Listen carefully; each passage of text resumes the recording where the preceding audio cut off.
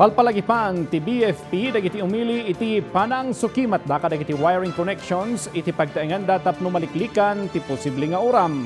Italang nga Enero na uram ti maisa abalay idiay Tuba Benguet. Makitkita rason ti electrical wiring. Report manipod kani Christine Bornolia sa Baway. Mangipat patumpal ti Bureau of Fire Protection Tuba Benguet iti naununag nga investigasyon iti rason ti napasamak nga uram pasado alas 12:30 iti January 5 ijay Sitio Camp 6 Barangay Camp 4 Tuba Benguet. Iti inisyal nga investigasyon, electrical wiring ti makitkita da arason ti uram.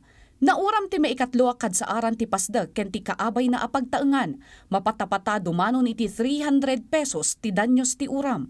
May sa akarit kadagiti kamang ti BFP ti kinaadayo ken kinailat ti kalsada. Sa ngayon po, yung update po natin, yung cause of fire po ay electrical po.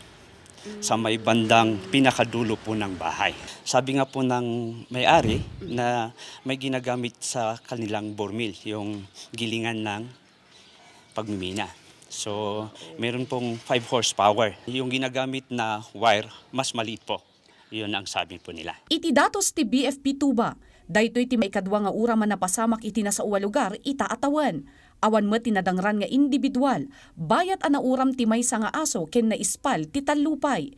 Ipalpalagip ti ahensya asaanda nga ibati ti ilutluto da tapno maliklikan ti uram. Liklikan pay ti octopus connection iti uneg ti Pagtaengan. Sa wiring naman po, ipacheck po natin sa mga electrician po kung talaga pong yun po yung naaayon na wire po sa saksakan ng appliances po natin or sa mga ginagamit po natin. Iti agdama agtaltalin na dagiti biktima iti kabagyan dagitoy.